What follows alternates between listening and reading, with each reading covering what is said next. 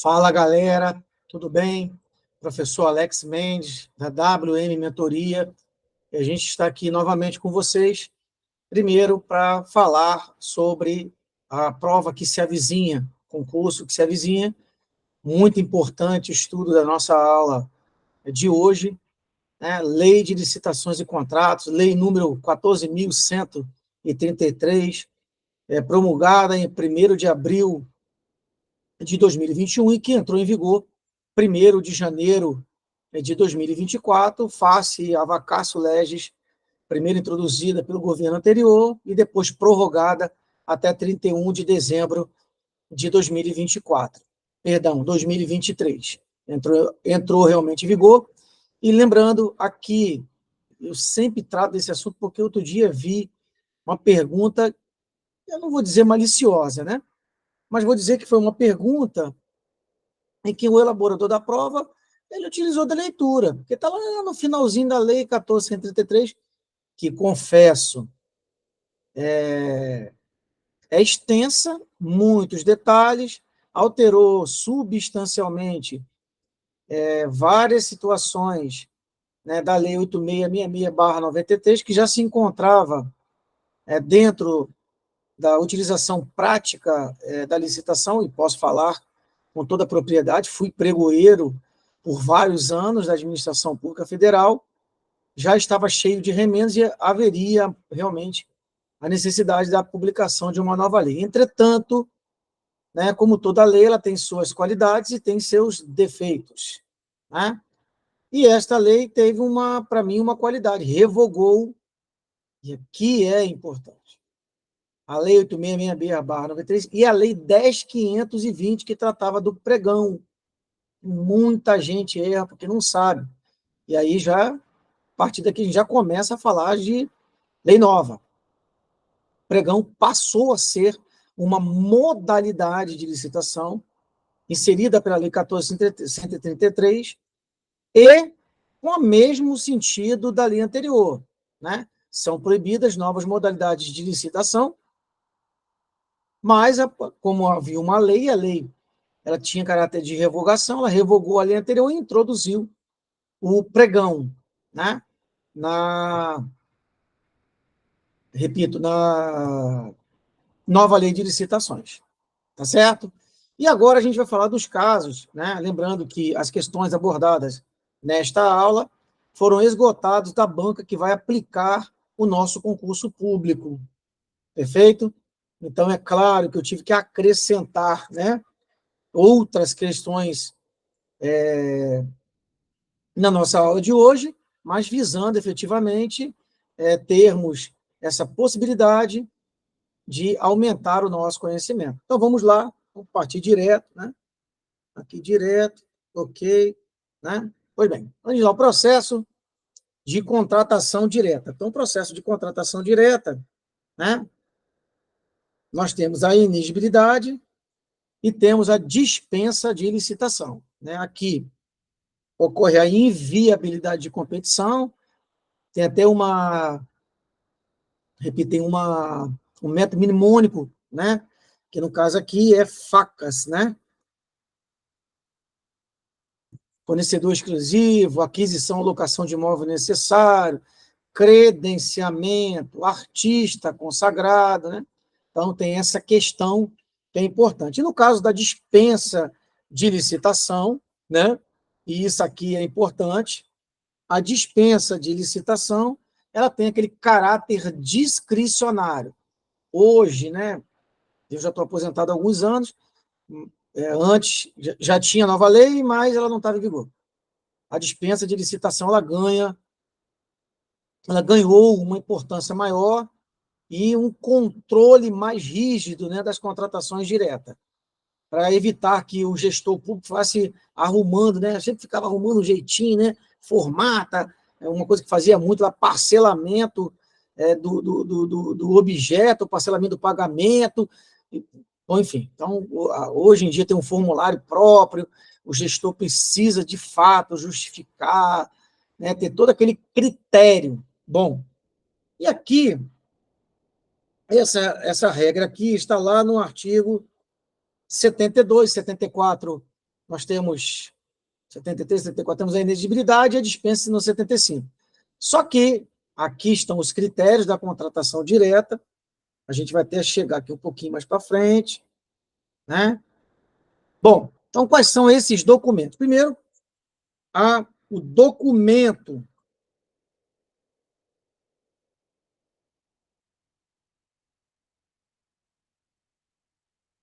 de formalização da demanda. E, se for o caso, né, o estudo técnico preliminar, que antes da Lei 14.133, já se tinha, né? Uma coisa que era nova, análise de riscos, projeto básico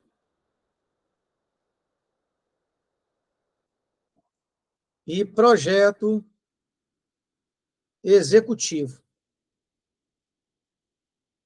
né? Projeto básico, faltou aqui, espera aí, o TR, que é nosso termo de referência, né? Então, esses documentos, isso é 1, 2, né? Depois, deixa eu ver se eu consigo descer aqui. Deixa eu ver se eu consigo.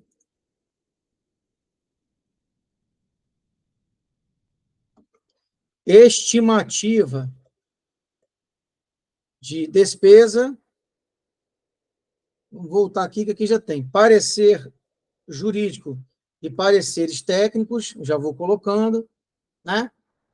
Depois, demonstração de recursos orçamentários. Aqui vale um apêndice, né? Essa questão da previsão de recursos orçamentários, você pode fazer licitação no ano anterior com a previsão do recurso orçamentário do ano subsequente.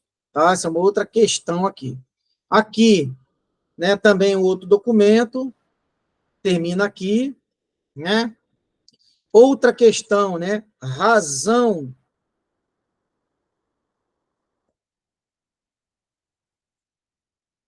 da escolha do preço,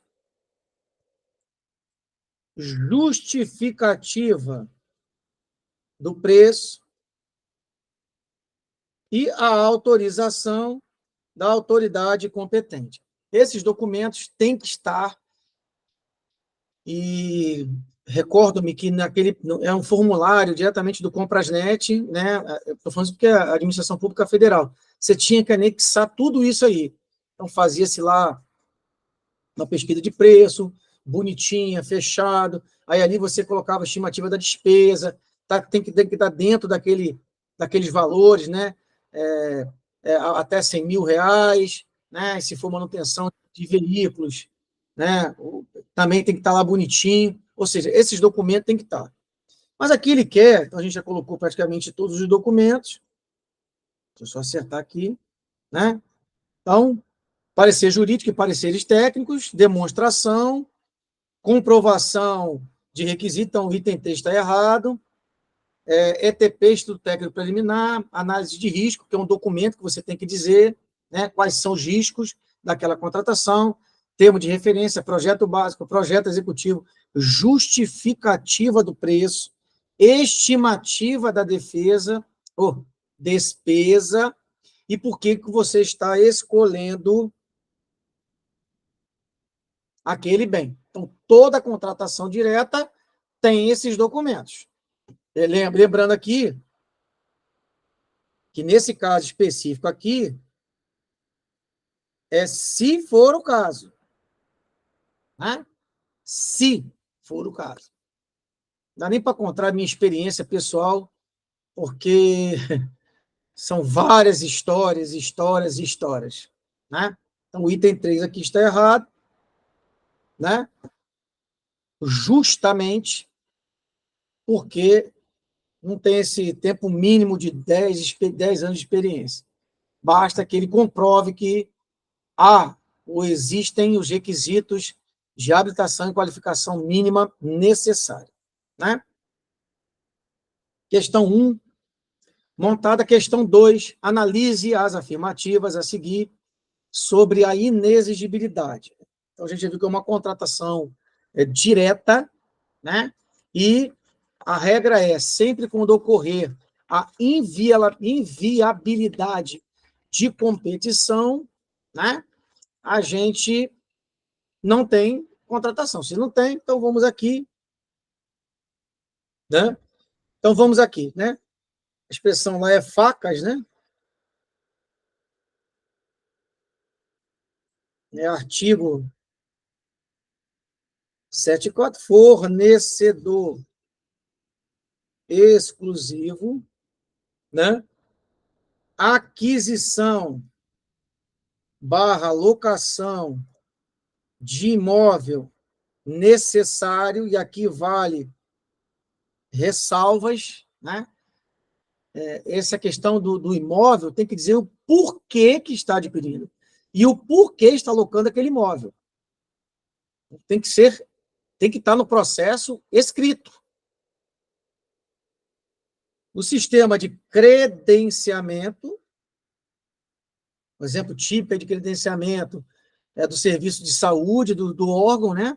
Quando ele tem próprio, então ele credencia os profissionais liberais ou as pessoas jurídicas, né?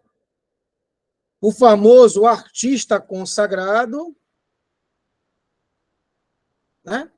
E aqui o serviço especializado.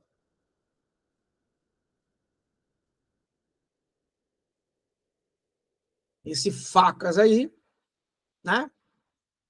Então, o número 1 diz, é inexigível a licitação sempre que for inviável a competição. Tá certo. A inexigibilidade de licitação ocorre, por exemplo, na aquisição de medicamentos. É muito comum essa pergunta, tá? Aqui não é não, aqui ela é dispensável. Artigo 75.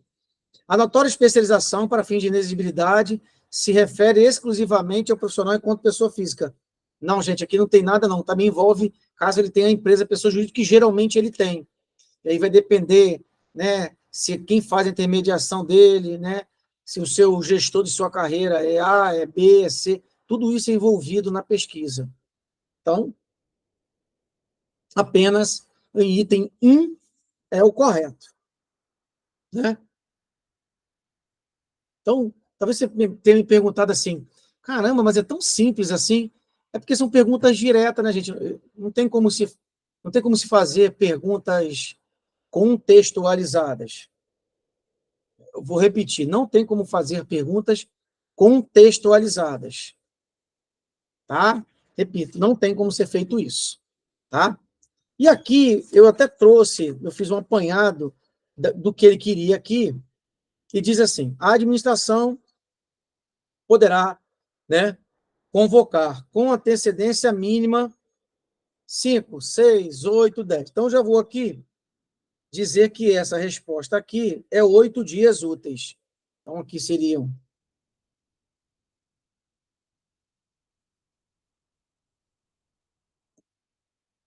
né, 8 dias úteis sobre licitação e, por último, a palavra é de todos os interessados.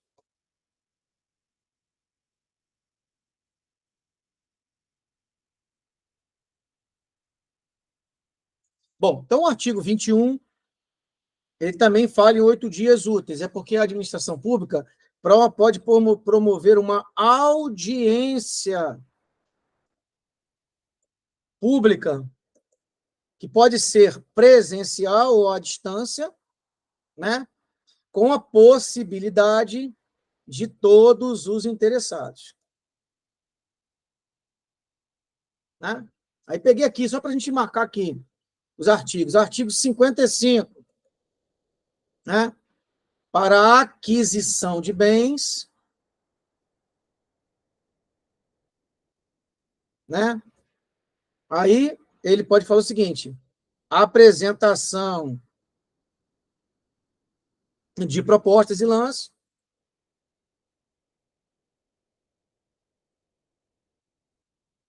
também 8 dias úteis.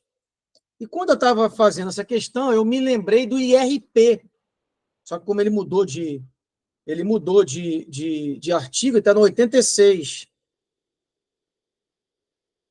É uma intenção de registro de preço, que também, né, o órgão que gerencia, nesse caso nós fazíamos isso, eu tinha um servidor específico para lançar os IRP, intenção de registro de preço.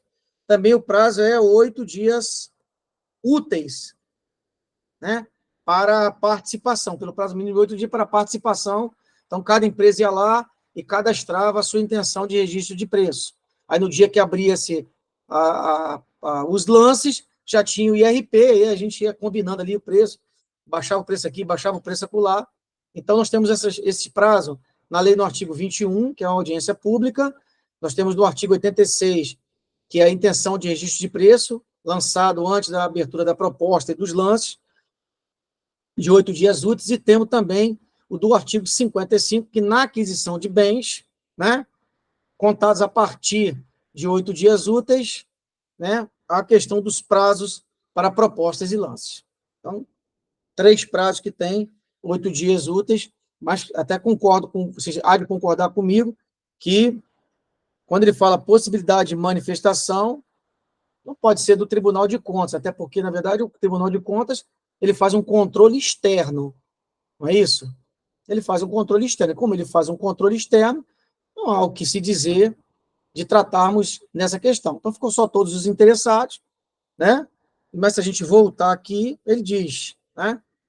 A administração poderá convocar, que isso aqui é a regra do artigo 21, né? Sobre, que pretenda realizar, não é sobre concorrência, é sobre licitação que pretenda. A concorrência é uma das modalidades de licitação, e nós vamos ver na aula de hoje quais são as modalidades, né, que foram retiradas e que foram incluídas pela Lei 14.133, de 1º de abril.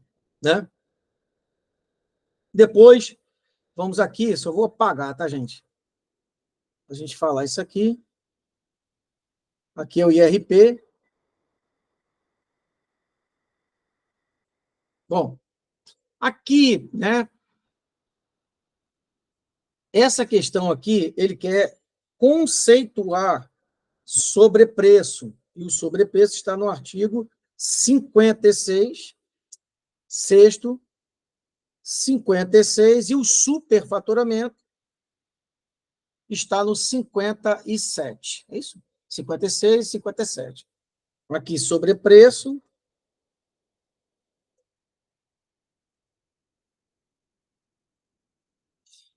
A questão do sobrepreço, é uma coisa que me chamava bastante atenção, né? É quando o preço orçado para a licitação, né, ele estava diferente do mercado. Já o superfaturamento fica fácil. Peço perdão. O superfaturamento, e aí fica fácil, ele é um dano ao patrimônio. Que aí não teve orçamento. Aí não teve pesquisa de preço. Aí o cara chegou lá e simplesmente jogou. Esse carro custa 30, eu pago 90. Essa obra, o metro quadrado é 30, eu pago 100. Não teve. O sobrepreço, não. O cara joga um sobrepreço, por exemplo. Vou chutar aqui, vou lembrar das minhas experiências com licitação. Então, vamos dar exemplo. Papel higiênico, 30 metros, folha dupla.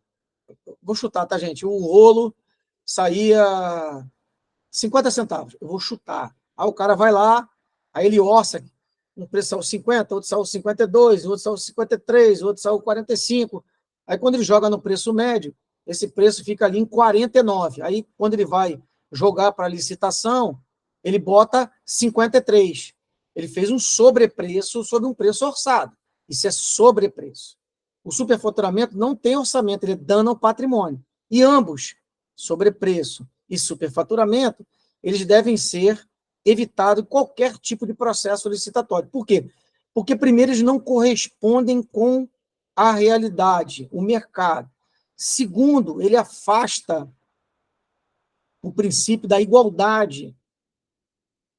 Repito, igualdade. Terceiro, ele causa prejuízo ao erário. Né? Você está fazendo sobrepreço, superfaturamento, você causa prejuízo ao erário. Então, de lá.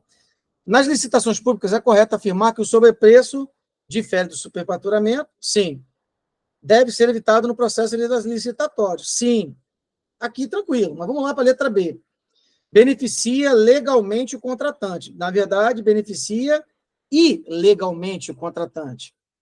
Significa que a administração pública fixou um preço abaixo do mercado. Pelo contrário, um preço superior ao do mercado. Né? Sempre está relacionado com o valor orçado nas concorrências públicas.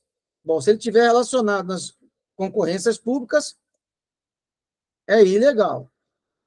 E beneficia ilegalmente o contratante. Ele não beneficia ilegalmente o contratante. Na verdade, ele beneficia, abre aspas, repito, abre aspas, só para a gente fechar isso aqui, do que beneficia ilegalmente. Não, é a mesma coisa? É a mesma letra? Eu acho que tem alguma coisa errada, hein? Essa questão era para ser anulada. Legalmente, já está. Beneficia ilegalmente. Ah, Alex, está correto. Mas esse benefício ilegal, né, ele está dentro da legalidade. Não sei se vocês conseguem me compreender. Eu posso ter uma norma ilegal válida. Quantas normas são tidas como inconstitucionais? Na verdade, quando ele é colocado, ele tem critérios legais, é um ato administrativo, competência, finalidade, forma, motivo e objeto. Esse beneficia ilegalmente está errado. Por que está errado beneficia ilegalmente? Ele beneficia ninguém. Ele prejudica o contratante. Ah, mas aquele cara que ganhou. Mas e o que não ganhou? Perfeito? Então, aqui bem simples, difere do superfaturamento e deve ser evitado no processo licitatório. Tá bom? Aqui, muito legal. Aqui a gente tem dois conceitos muito parecidos, né? Muito parecidos. E o que vai diferenciar é a expressão contratação utilizada para serviços contínuos com regime de dedicação exclusiva de mão de obra ou predominância de mão de obra, que é a repactuação.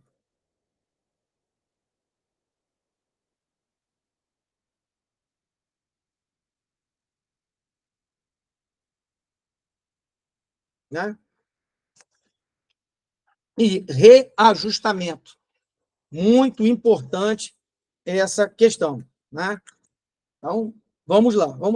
Sobrepreço, preço orçado para licitação contratado em valor expressamente superior aos preços de mercado, acabamos de falar sobre esse assunto. Já reparou, então, que a banca que você vai fazer prova de concurso público gosta desses conceitos. Seja de apenas de um item, se a licitação ou a contratação for por preços unitários, né? Seja do valor global do objeto, se a licitação ou a contratação for por tarefa, empreitada por preço global, empreitada integral, semi-integrada ou integrada. Tá certo? Né? Bom, vamos lá. Reajustamento em sentido estrito, forma de manutenção do equilíbrio econômico, financeiro, né? Contratação. Na verdade, isso aqui não é.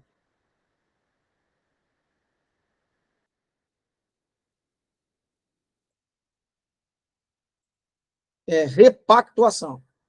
E é justamente essa diferença aqui. Ambos têm a ver com a desvalorização da moeda face à inflação, mas na repactuação, né, que é o conceito, é quando o contrato, que é geralmente de 5 anos, ou anualmente, ele é renovado, ele é repactuado ao processo inflacionário. Já o reajustamento é a mesma coisa, mas não se refere a contratos contínuos, ou contrato utilizado para serviços contínuos. Então, vou lembrar, falou em repactuação, falou em modelo de contrato, forma de manutenção de contrato, que é face à inflação, mas que prejudica um contrato longo, um contrato que presta serviços contínuos que podem ser formulados por até 5 anos. Se falou que isso aí é repactuação, se falou em reajustamento, é a mesma coisa, mas não está ligado a contratos utilizados para serviços contínuos. Lembrando sempre que isso aqui são previsíveis. Por que previsíveis? Porque já estão no contrato. Você pegar um contrato administrativo, você vai verificar, você vai constatar que a repactuação está prevista, o reajustamento está previsto. Diferente da revisão contratual, que é imprevisível.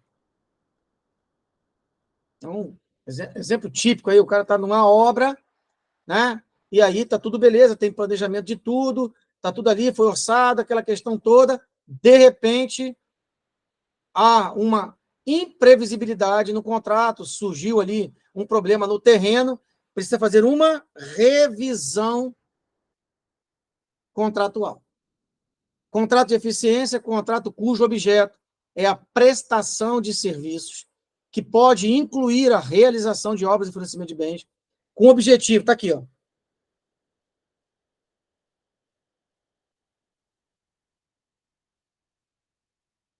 Tá certo. Essa é a finalidade da eficiência. Então, apenas 1 e 3. 1 e 3.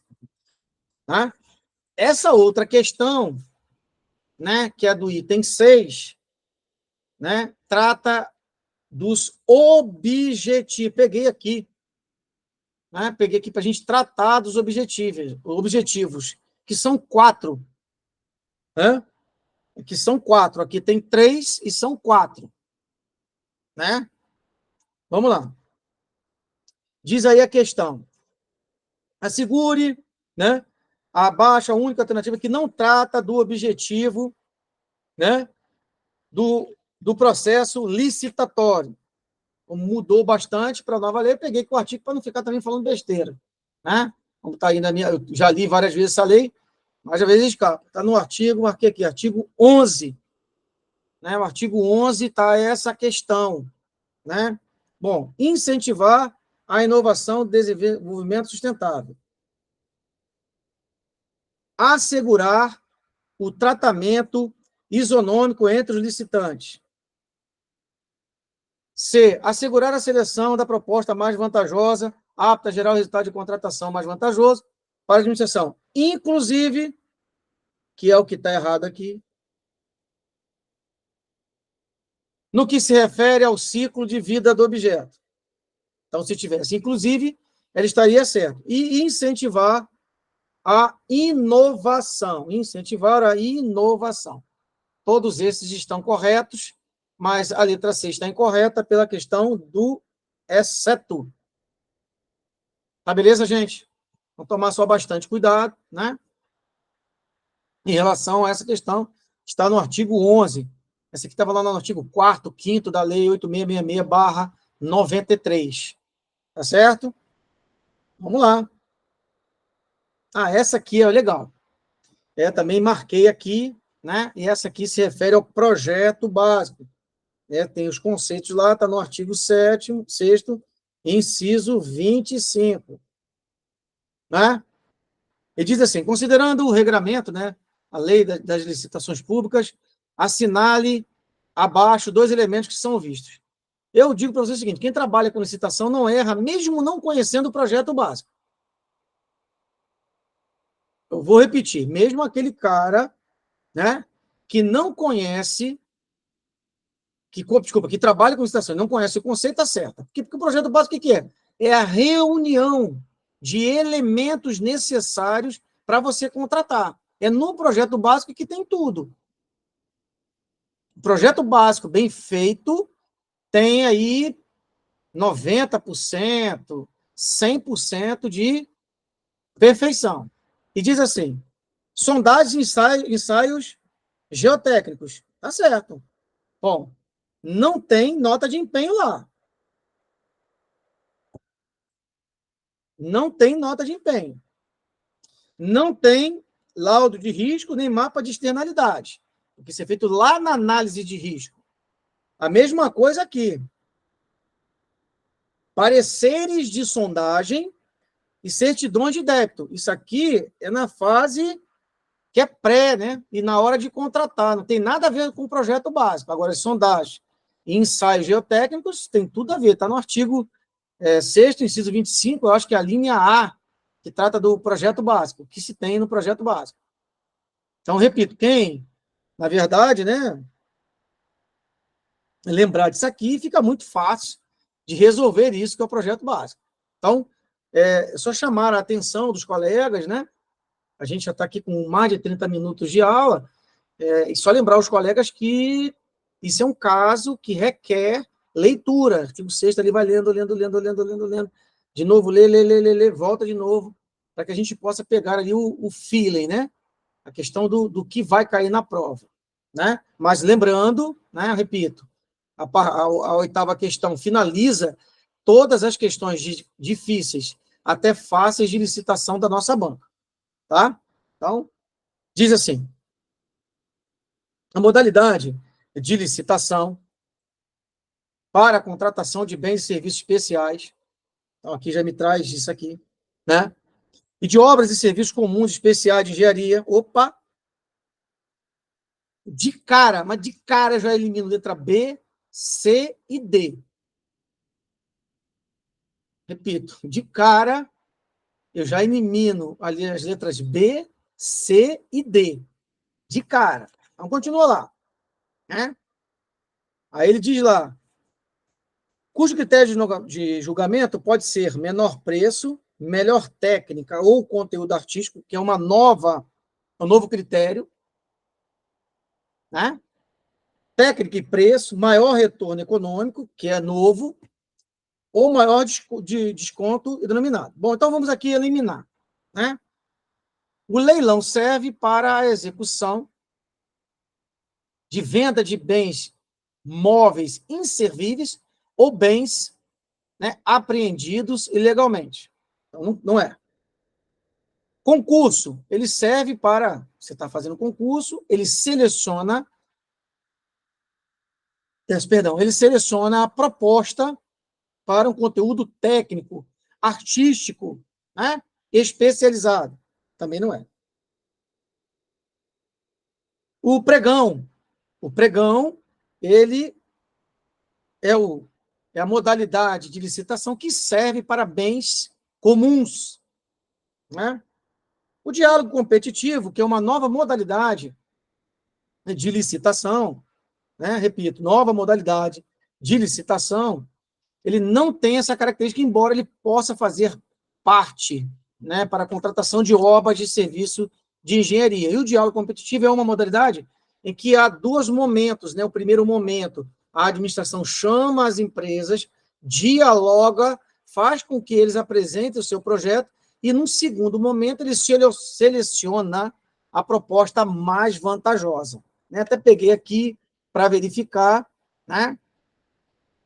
Aí, nesta questão, todas estão de acordo com a modalidade concorrência.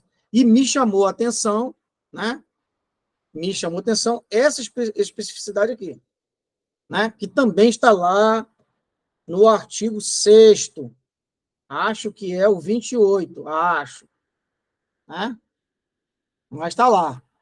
Então, ficou mais fácil para eliminar B, C e D. Mas a forma que ele estipulou também cortaria o diálogo competitivo, quando ele falou em contratação de bens e serviços especiais.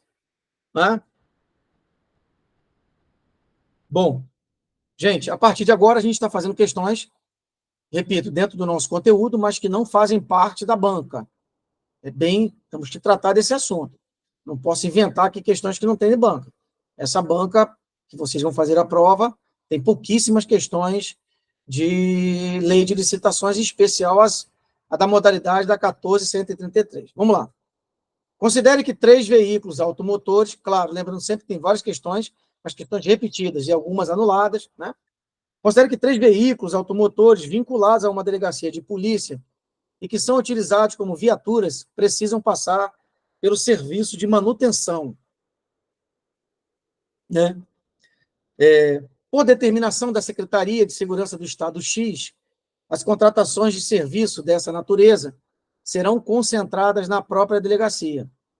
Após a obtenção de alguns orçamentos, observou-se que o serviço teria um custo estimado em 60 mil, né? Bom, então, valor aqui, 60 mil.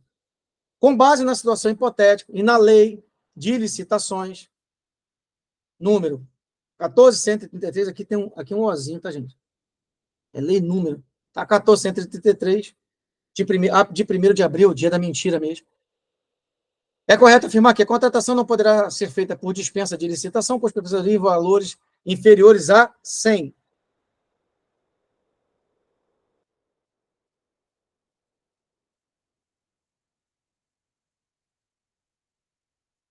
Que é o artigo 75, inciso 1º, né?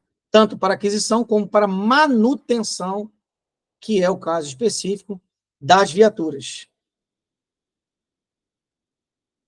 B. A legislação autoriza a dispensa de licitação para essa hipótese, mas prescreve que o contratado e o agente público estarão sujeitos à responsabilidade solidária. Cuidado, porque eles trocam isso aqui por responsabilidade subsidiária, né? Lembrando que a responsabilidade subsidiária é aquela muito parecida, só para a gente entender, dos contratos de locação de imóvel. Nós temos lá o locatário e temos o fiador. Primeiro cobra-se do locatário. Se o locatário não tiver como pagar, aciona o fiador. Então, essa é a responsabilidade subsidiária. A gente chama de preferência de ordem. Nesse caso, não tem preferência de ordem. Não tem. O contratado e o agente público responde solidariamente por dano ao erário, caso a contratação seja considerada indevida por dolo, fraude ou erro grosseiro. Está aqui. Bom, depois ele diz, o serviço de manutenção de equipamentos vinculados à segurança pública conta com hipótese,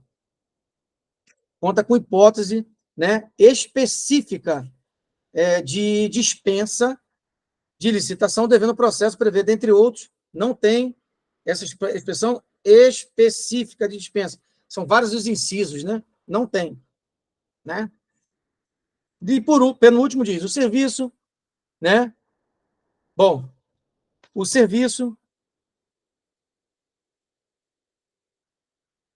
deverá ser contratado por pregão eletrônico, que terá como pregoeiro um servidor. Bom, gente, primeiro, a lei do pregão eletrônico não foi revogada, né? E, tecnicamente, isso não é considerado bem serviço comum. Depois, eu posso ter comissão, né, de servidores, inclusive comissionados, para executar isso. Então, já começa aqui, aí ele fala quem deverá, né, poderá ser contratado por pregão, aí vai depender, né, porque a dispensa de licitação pode ou não pode haver contratação, né?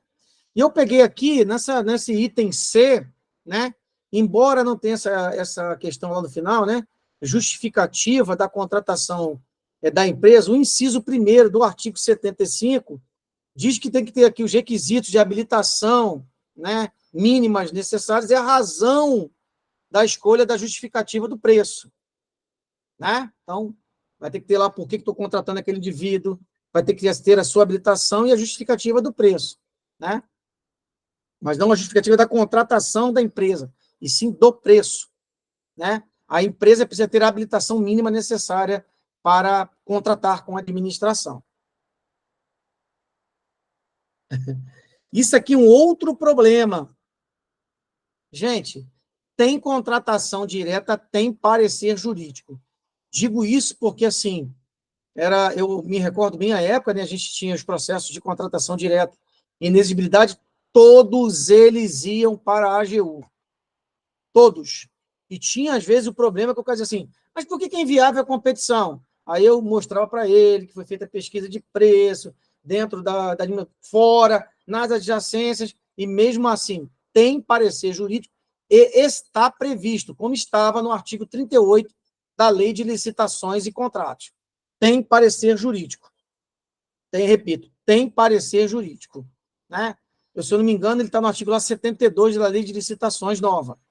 Tem parecer jurídico. Tá beleza? Show. Então, aqui pode ser o pregão, se for considerado bem serviço comum, e essa questão do pregoeiro, servidor público estável, pode ser feito, né? Uma comissão, inclusive, com servidores comissionados. A regra é que seja servidor. Aqui tem que ter habilitação mínima, né? Não é contra justificativa da contratação, é a habilitação mínima necessária do contratado, justificativa do preço e também tem que ter parecer jurídico. E por que a gente fala sobre esse assunto, gente?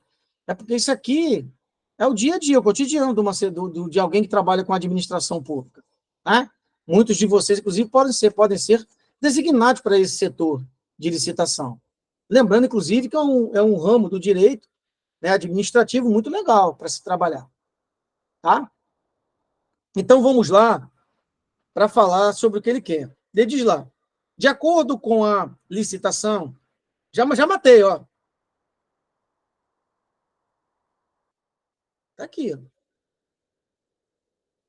Falou em bens e serviços comuns, e o critério realmente é de menor preço ou de maior desconto. Por exemplo, essa questão da manutenção de veículos que a gente acabou de falar, eu me recordo que quando eu fazia isso no órgão para o qual eu trabalhava, a gente fazia por pregão eletrônico com a questão do maior desconto. O problema é que ele falou que deverá. Pode ser feito. Tinha algumas coisas que eram serviços comuns, tinha outros que não eram serviços comuns. Aí não dá para fazer por pregão. Vou tomar uma aguinha.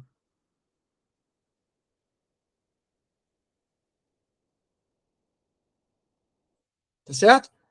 Leilão não é, nós já vimos, né? Bens inservíveis ou apreendidos ilegalmente. Contratação de serviços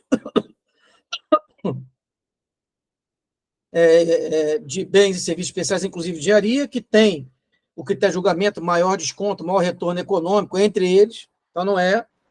Diálogo competitivo não é bens e serviços comuns. Estamos falando de a contratação, né, em dois momentos, né, o primeiro diálogo e o segundo a contratação, também não é. Quando eu peguei essa questão aqui, eu vi gente sendo condenada a pagar indenização ao Tribunal de Contas da União por conta disso que nós vamos responder agora. Ok? Eu vou até escrever aqui. Né? Fracionar despesa é irregularidade.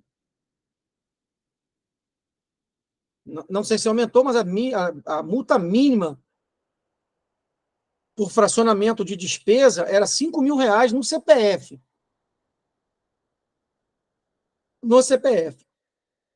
E nesse caso, como a lei foi alterada, nós vimos agora com responsabilidade solidária, também o contratado responde também a multado. Então está aqui, ó, é permitido. Isso aqui não é permitido.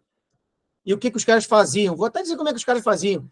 Eles ficavam tentando jogar o preço, por exemplo, era 8.000, né, a dispensa. Então, eles ficavam tentando trazer para o cara até 8.000 para fazer por dispensa. Então, às vezes, o bem era 40.000. Eles fracionavam o objeto para ser 8 parcelas de 5. Então, todo mês o cara pagava. O TCU consegue descobrir. Né? E tem uma outra questão. Ele não só punia o gestor público, como ele obrigava a fazer licitação depois. Parcelar o objeto quando tecnicamente viável. Aí sim. E economicamente vantajoso. Né? Às vezes você quer um material, mas você consegue fracioná-lo e quando você compra ele em unidades, em preços unitários, ele fica mais vantajoso para a administração. Aqui está certo. Outra coisa, marca, justificativa de marca. A regra é que é proibida a marca preferencial. E ele bota aqui, independentemente de justificativa. Você pode botar a marca, sem nenhum tipo de problema, mas você tem que justificar o porquê da marca. E a justificativa pode escrever, porque você vai ter que escrever tudo. O porquê, qual é a possibilidade, o porquê da marca tal, porque ela passa a ser, né, tecnicamente, um servidor especializado e pode ser inexigibilidade de licitação. Né? Tratar de forma diferenciada e simplificada. Simplificada, sim, né? As EPPs, empresas de pequeno porte, né? Aí ele fala em médio porte. As EPPs, microempresas e EPP, empresas de pequeno porte, né? Utilizar o sistema de registro de preço como regra, não, se possível, né? Porque, veja, né? E não obriga, né, a administração a contratar. Ter SRP não significa que a administração é obrigada a contratar. Tá, gente? Ela não é obrigada. Às vezes, eu me recordo, a gente fazia, às vezes, licitação de 400 itens. Aquela licitação, a gente comprava 30, 40, 50 itens daquela licitação, né? Então, não obriga a administração, né, a contratar. Pode existir? Pode. Uma outra questão aqui, olha lá, ó. Eu falo para vocês, é o conceito, ó.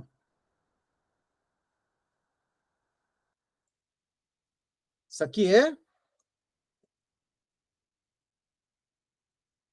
E quando você vai ao leilão, o que o pregoeiro aufere ao vencedor? Aquele que tem o maior lance. Que ficou fácil, hein, gente? O maior lance. É leilão, lance. Tá vendo? Bens imóveis ou móveis inservíveis ou legalmente apreendidos. Tá vendo? Aí, ó. Então, bem tranquila essa questão, né? Repito, bem tranquila essa questão. E a próxima questão, também bem tranquilo, né? Tá lá, modalidade de licitação. Não é modalidade de licitação. Não é modalidade de licitação. Para escolha aqui, ó.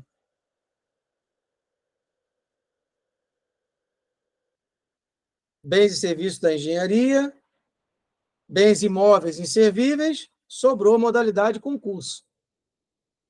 Né? Tomara que caia assim. Não é isso? Tomara.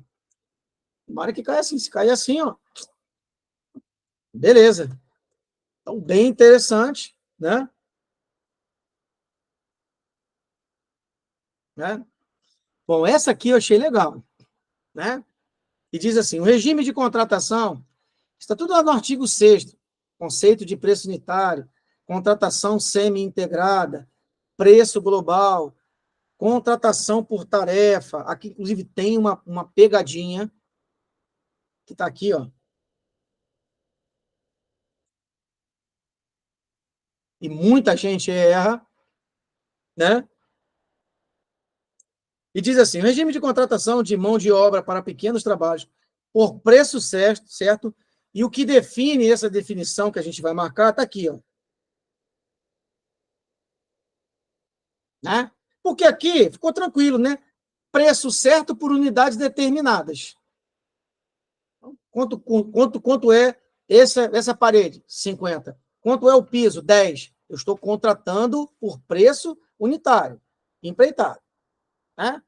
Qual a diferença entre contratação integrada e contratação semi-integrada? Uma é responsável por elaborar / desenvolver o projeto básico e executivo, que é essa aqui. E essa aqui só é contratada para desenvolver o projeto executivo.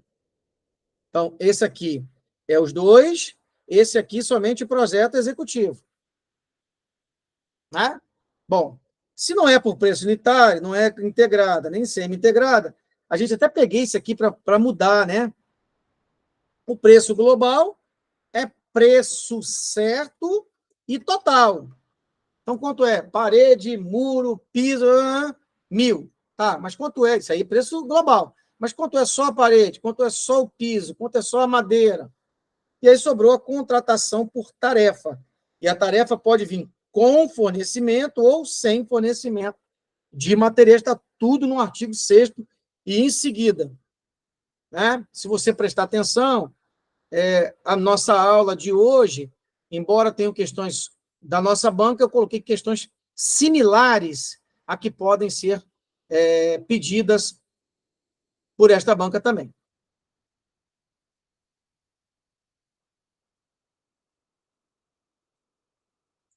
Beleza? E vamos fechar a nossa aula de hoje, né? Tratando ainda de um tema que a gente já falou, né? E a questão começa assim: com relação à lei federal 14.133, assinale a alternativa correta.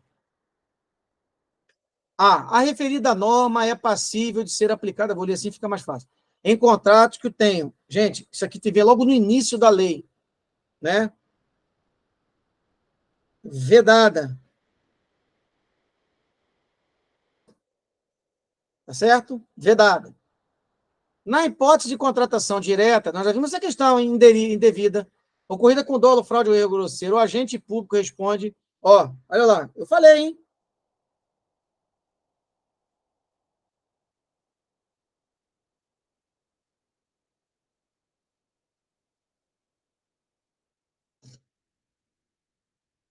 C, é dispensável a licitação para restauração de obra de arte, então está errado, ela não é dispensável, ela é inexigível. Inexigível. D, a administração poderá celebrar contratos com prazo de até 5 anos na hipótese de serviços e fornecimentos contínuos. Eu falei isso logo no início da nossa aula, né, que é a diferença entre reajustamento e repactuação, em razão da comprovada vantagem econômica, tá certo? E, por fim, e não tão menos importante, né, diz, a modalidade de diálogo competitivo é aplicável para a contratação de obras e serviços de engenharia de até 60 salários mínimos. Não tem essa expressão até 60 salários mínimos. Também é possível para a contratação de serviços de engenharia, até fiz um apontamento aqui, né? E é exatamente isso, o diálogo é primeiro, os critérios sempre são objetivos, né? E aí a administração, num segundo momento, traz as empresas que melhor atendam a ela e aí tenta contratar. Tá certo, gente? Mais uma vez, reiterar que quaisquer dúvidas que permaneçam sobre esse conteúdo, por favor, nós temos nossas aulas gravadas, que tem exercícios, e temos essas da banca. Qualquer coisa, só me acionar via WhatsApp que respondo. Segundo, foi muito melhor ter feito uma divisão de lei de improbidade e lei de licitações. Tá certo? Bons estudos. Deus abençoe. Tchau, tchau.